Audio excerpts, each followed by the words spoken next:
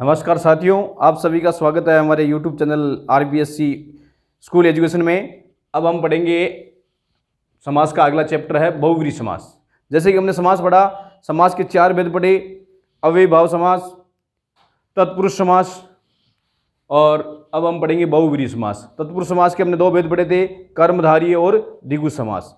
कर्मधारय और द्विगु समास, द्विगु समास संख्यावाची है और कर्मधारय में विशेषण और विशेष्यवाची है। तो हम अगला पढ़ेंगे।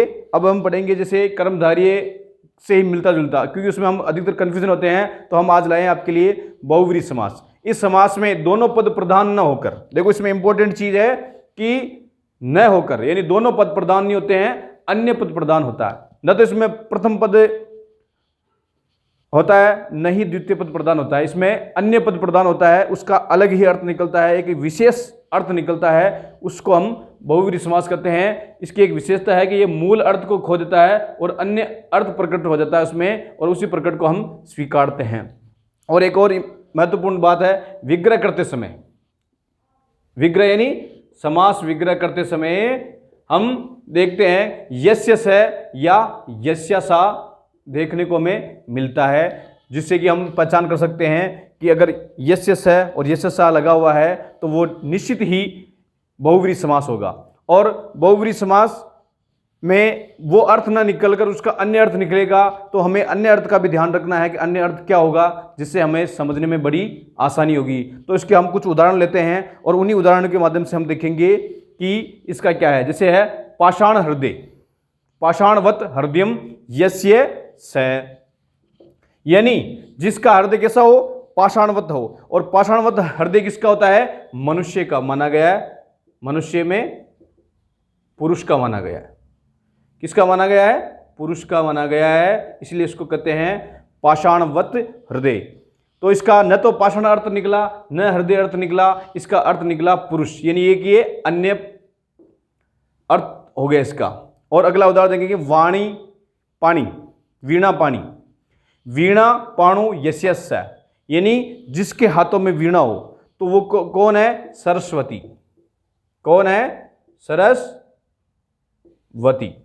यानी न तो इसमें वीणा का अर्थ निकला, न पाणों का अर्थ निकला, इसका अर्थ निकला अलग, अन्य अर्थ निकला सरस्वती, यानी वीणा पाणी, जिसे हम बोलते हैं कि वाणी की देवी वीणा पाणी को हम नमस्कार करते हैं, वंदन करते हैं, अभिनंदन करते हैं उसका। ये हमने देखते हैं और सुनते हैं काफी बार।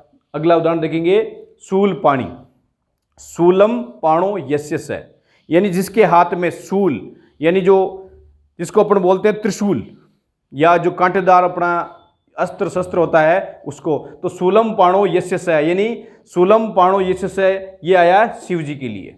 किसके लिए आया है, शिव जी के लिए। उनके हाथ में क्या होता है, शूल, यानी वो त्रिशूल होता है, जिसमें इसके कारण इसका ना तो शूल अर्थ निकला, न पाणो अर्थ निकला, इसका अर्थ निकला शिव जी, यानी शिव निकला।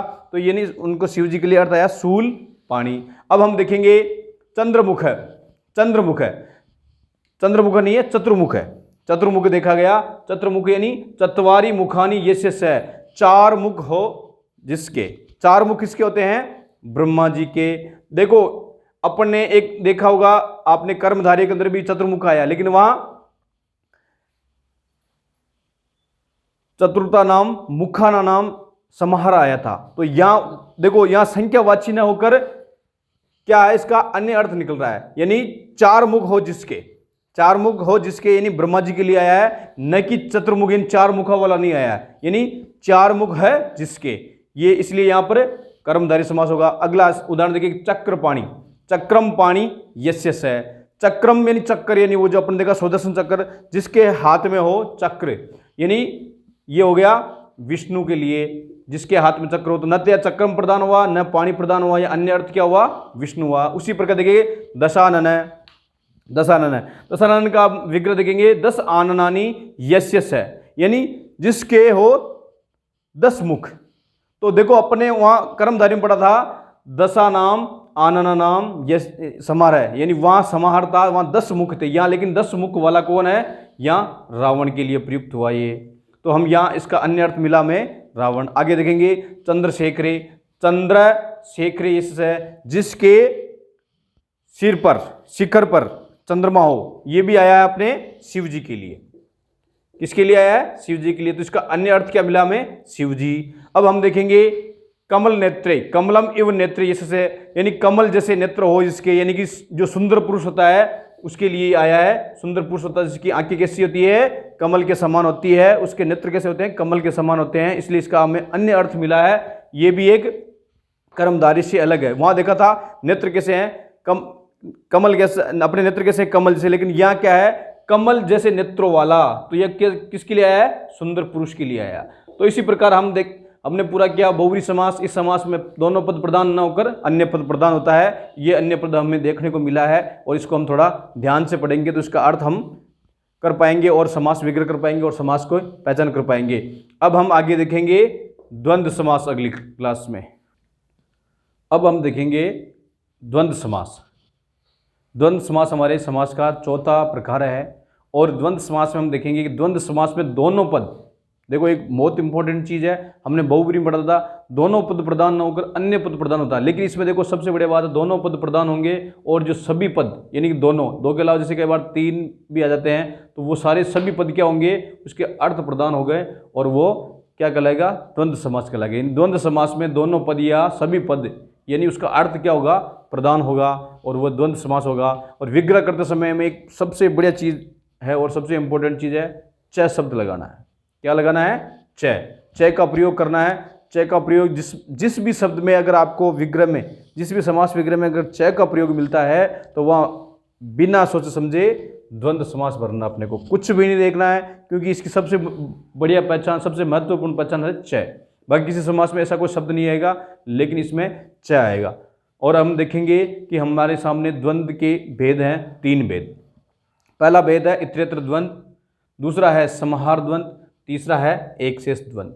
लगभग हमने देखा कि हर समास के कुछ ना कुछ भेद, एक दो या अधिकतर मोस्टली हमने तीन भेद देखे हैं। इसमें भी हमें तीन भेद देखने को मिले हैं, इतरेतर द्वंद्व, समाहार द्वंद्व और एक शेष द्वंद्व। इसकी क्या विशेषता है? देखो हम पहला देखेंगे इतरेतर द्वंद्व, यानी इसमें दोनों पद की प्रधानता होगी।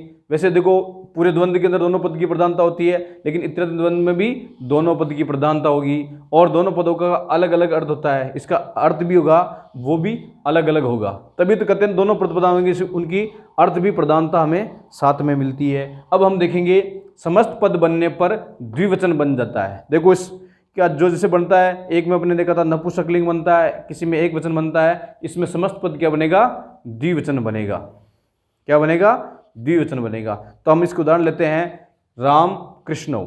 राम कृष्णौ ये द्विवचन रूप है। हम देखेंगे रामस्य कृष्णस्य, दोनों पद हो गए, पहला पद और दूसरा पद, दोनों पद इसमें प्रधान है। इसका अर्थ भी है रामस्य कृष्णस्य, रामस्य कृष्णस्य राम कृष्णौ। इसी प्रकार हम अगला उदाहरण देखते हैं, सीता रामौ। सीता रामौ, सीताश्च रामश्च, सीताश्च रामश्च सीता रामौ।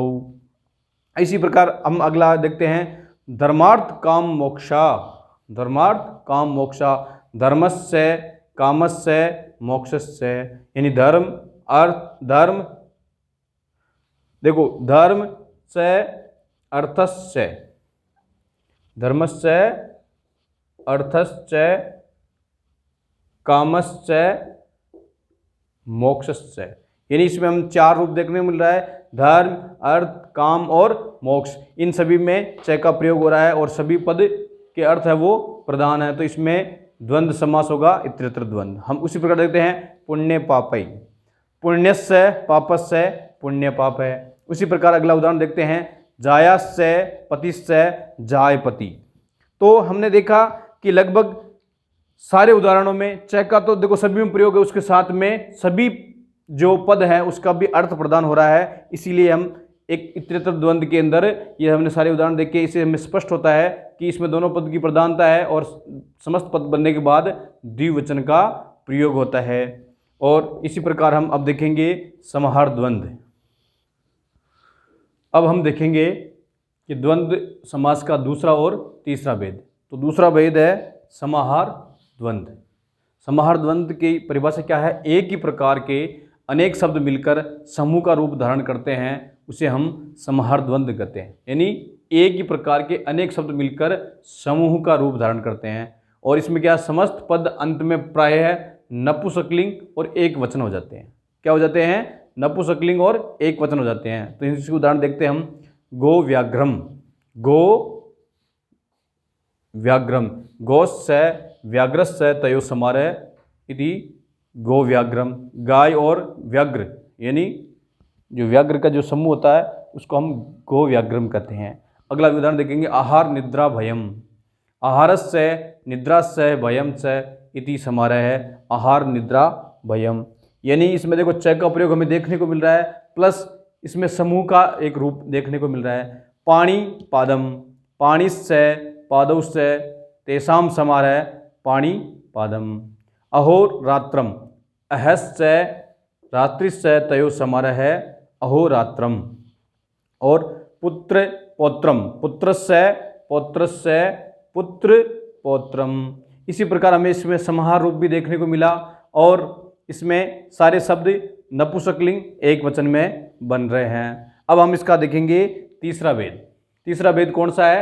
एक शेष द्वंद्व। एक शेष नाम से ही प्रतीत हो रहा है एक शेष यानी एक बचेगा। फिर हम इसकी और परिभाषा देखते हैं। दो या दो से अधिक पदों में समास होने पर केवल एक ही पद शेष रहेगा। देखो इसमें आ भी गया है, एक ही पद शेष रहेगा, उसे हम एक शेष द्वंद्व कहेंगे। इसमें इसकी विशेषता ये है कि जब हमको दो शब्द देखने को मिलेंगे, उस दो शब्द के जब हम समास करेंगे तो उसका जो समास मिलेगा, विग्रह करेंगे, जब हमें समास मिलेगा तो वो एक ही पद मिलेगा। जैसे है पुत्रिश्च, पुत्रिश्च, पुत्रश्च, पुत्रौ। इसी प्रकार माताश्च, पिताश्च, पितरौ। जैसे हम कई बार देखते हैं पितरौ मिलता है हमें, जैसे दोनों शब्द दोनों चीज़ों के लिए आता है। जैसे हम इंग्लिश में देखते हैं पेरेंट्स, पेरेंट्स शब्द मिलता है, उसका अर्थ होता है माता पिता। उसी प्रकार पेरेंट्स का रूप हमें देखने को मिला पितरौ में। तो माताश्च पिताश्च क्या हो गया? पितरौ। अब अगला उदाहरण देखते हैं हम। बालकस्य बालकस्य, बालकस्य बालकस्य बालकौ। यानी कि ये एक तरह से एक पद इसमें अपने को शेष मिल रहा है। ऐसे लग रहा है जैसे एक ही पद हो, लेकिन जब इसका समास विग्रह करेंगे, जब हमें देखने को मिलेगा इसके दो दो रूप है, लेकिन इसका हमें एक ही रूप मिल गया। इसी प्रकार हमारे समास है वो आज पूरे हुए।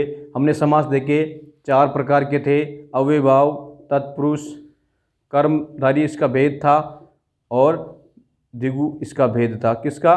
तत्पुरुष का। उसके बाद हमने देखा बहुव्रीहि समास और अंत में देखा हमने द्वंद्व समास। इसी प्रकार ये क्लास समाप्त हुई। इसमें किसी प्रकार की क्वेरीज हो तो अपने इसमें आगे कमेंट सेक्शन में पूछ सकते हो।